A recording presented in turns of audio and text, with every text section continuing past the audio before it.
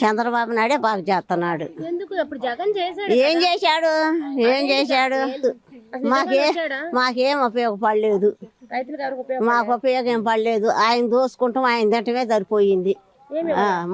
ఏమి ఇచ్చాడు? మమ్మల్ని ఏం రైతులకు అనేది ఏమి లేదు. లేదు. ఆహా లేదు. మరి ఇప్పుడు ఎలా ఉంది చంద్రబాబు? ఇప్పుడు బాగుంది. సుఖీ బాగా చేస్తానే ఉన్నాడు. అన్నం ప్రకారంగా అన్ని అమలు చేస్తానే ఉన్నాడు. అన్ని చేస్తున్నాడు. మరి ఉచిత బస్సులు అన్నాడు, ఉచిత బస్సులు ఇస్తున్నాడు. మరి ఇంకేం కావాలి? అన్నదాత సుఖీబాబుకి మరి నిన్న రెండో విడత కూడా పడ్డాయి. వాటిని ఏం చేస్తారు మీరు? ఇప్పుడు వ్యవసాయం ఉంది, వ్యవసాయానికి పెట్టుకుంటాం. ఇప్పుడు మందులని మాకులని ఇప్పుడు అప్పులు తీసుకొచ్చుకొని కట్టుకోవాలి కదా. ఏ బాధ లేదు కదా. ఇప్పుడు 7 ఏళ్ళు పడ్డాయి.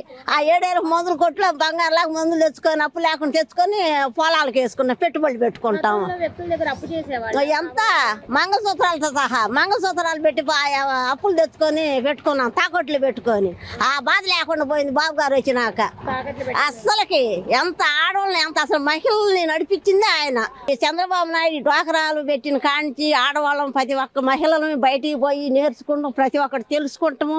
మాకు ఎంత బాగుందో ఎంత ఇది ఉందో, మగవాళ్ళకన్నా ఎక్కువ మేమే పోతున్నాం దేనికైనా.